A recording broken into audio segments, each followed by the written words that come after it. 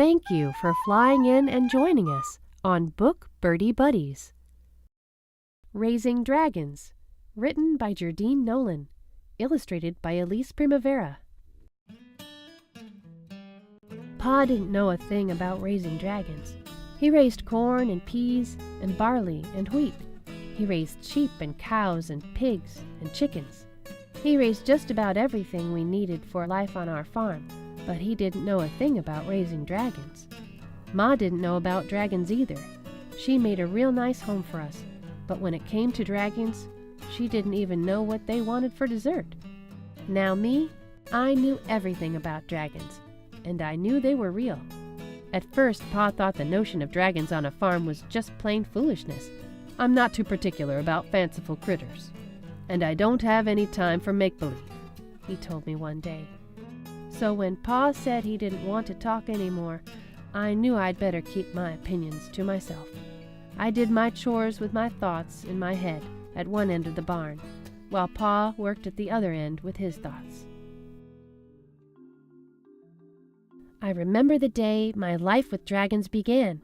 I was out for my Sunday before supper walk. Near Miller's Cave, I came across something that looked like a big rock, but it was too round and too smooth, not hard enough to be a rock.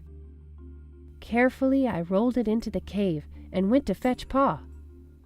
"What do you think it is, Pa?" "An egg. A big egg," was all he said. "Now you stay away from that thing, daughter.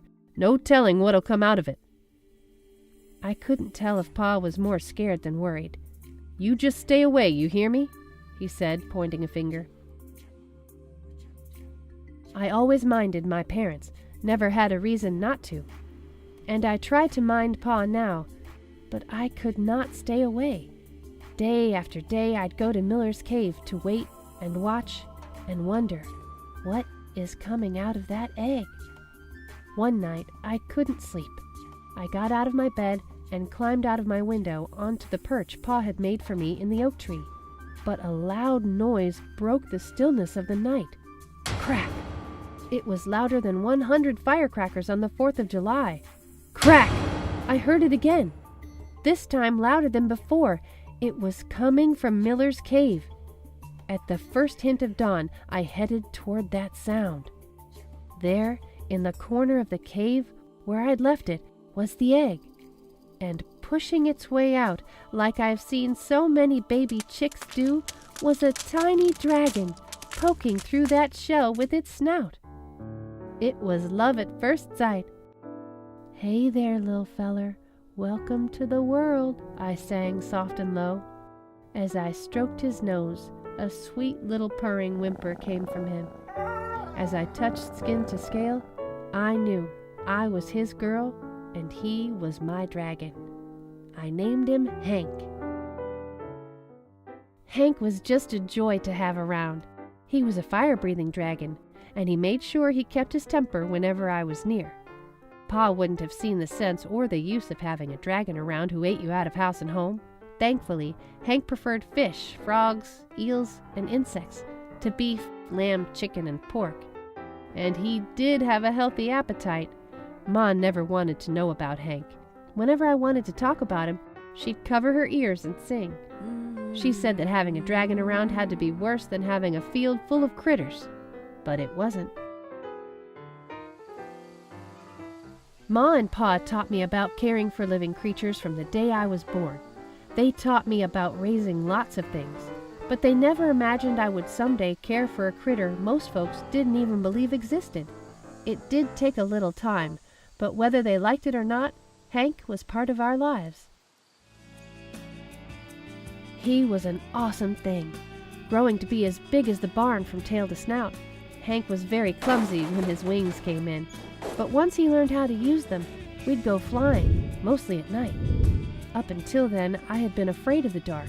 The shadows and muffled noises and the complete quiet stillness always seemed to be waiting and watching me. I had seen our farm from up in my tree perch, but Hank showed me my world from on high, the way a cloud or a bird or a star just might be seeing me. Up there, I saw things for what they were, and it was just grand. Pa was the first one to notice what he called strangeness happening around our farm. One morning, with Samson, our mule, hitched for work, Pa set out to plow the fields. But all the work had been done. The ground was turned over and seeds had been sown. Pa was plumb flabbergasted. Hank and I tended the crops too. We pulled weeds and kept varmints away. And Hank even got me to school before the first bell. Even after all the good he'd done, Ma still didn't want any part of Hank. But when a hot spell hit, her tomatoes began to dry out. Hank hovered above them, fanning away the heat. He saved just about every last one of them. Ma didn't admit it, but she felt beholden to Hank. She began fixing fancy gourmet meals just for him. Eel pot pies, frog leg pudding, and a fish and insect stew that Hank just loved. Day by day, Hank was getting bigger. Ma was uneasy about Hank's fire-breathing breath. Pa paced with worry about all the corn Hank and I planted. There was corn growing everywhere. Ma cooked as much of it as she could, but there was just too much. Just when it seemed like the corn would swallow up our farm, Hank grabbed Pa's shovel and dug a wide trench around the cornfield. Then he blew on it with his hot breath. "What in tarnation!" Pa screamed. Ma ran out of the house carrying a bucket of water, but it was too late. The whole field was ablaze.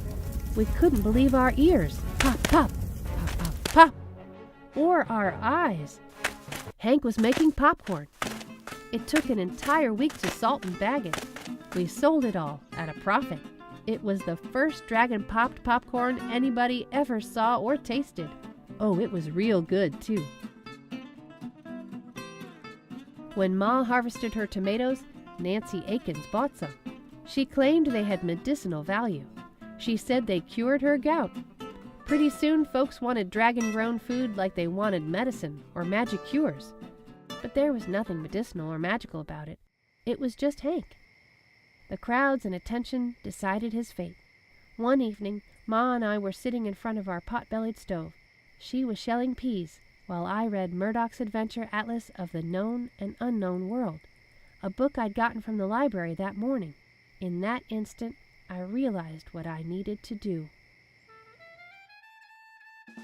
Come morning, Hank and I set out for the dragon-shaped landmass floating in the middle of the ocean.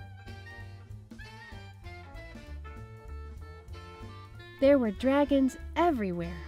They put us up in their best hotel, invited us to eat in their best restaurants. Hank was right at home. When I saw Hank playing run and fly and chase, I knew he had found the perfect place to be. All in all, it was a great vacation. But at the end, it got real hard. I had to say farewell to Hank, at least for now.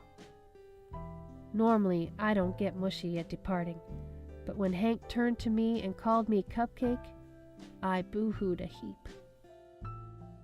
Just as I was about to board my plane, Hank stood there on the runway, trying to hide a wheelbarrow behind his back. His toothy grin lit up that cloudy day. That wheelbarrow was full of rocks, Ma squealed in puzzlement. "'Tain't rocks, Mother. They're eggs. Dragon eggs," I exclaimed. Pa beamed right proud. Each egg looked different from the rest. One glowed, one glistened, another one flickered, and one even sparkled. I stood admiring the lot of them. Looking at those eggs, I thought about my Hank. For now, he was out there somewhere in the world. I knew I'd see him again. Wondering when was the only thing fixed in my mind. But in the meantime, I knew what I had to do. The same way Pa knew that farming was in his blood, I knew that raising dragons was in mine.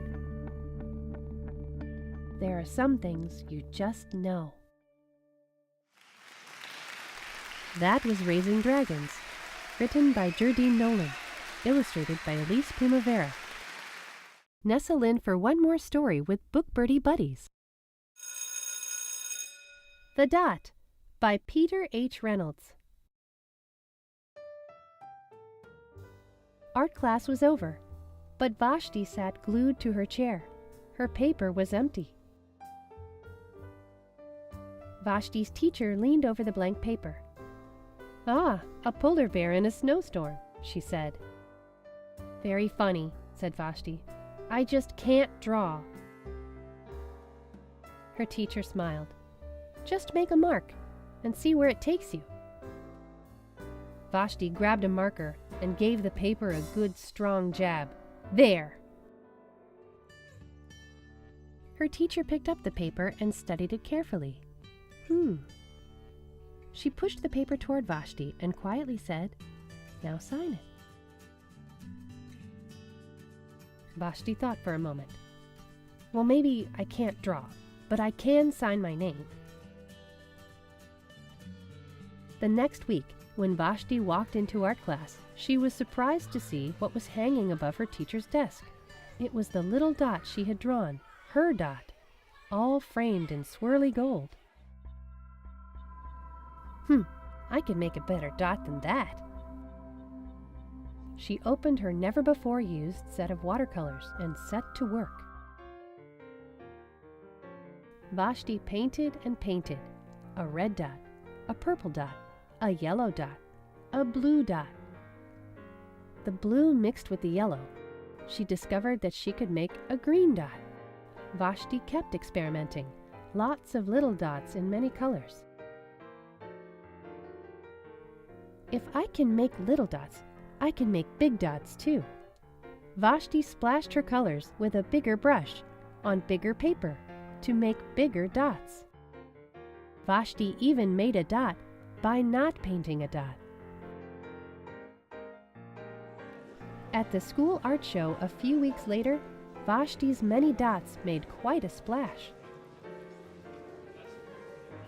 Vashti noticed a little boy gazing up at her.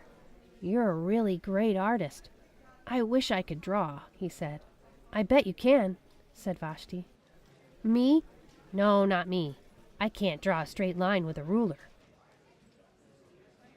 Vashti smiled. She handed the boy a blank sheet of paper. "Show me." The boy's pencil shook as he drew his line. Vashti stared at the boy's squiggle, and then she said, "Sign it." That was The Dot by Peter H. Reynolds. Be sure to swoop in and join us next time. You can like or subscribe to keep track when we'll be in the reading nest again.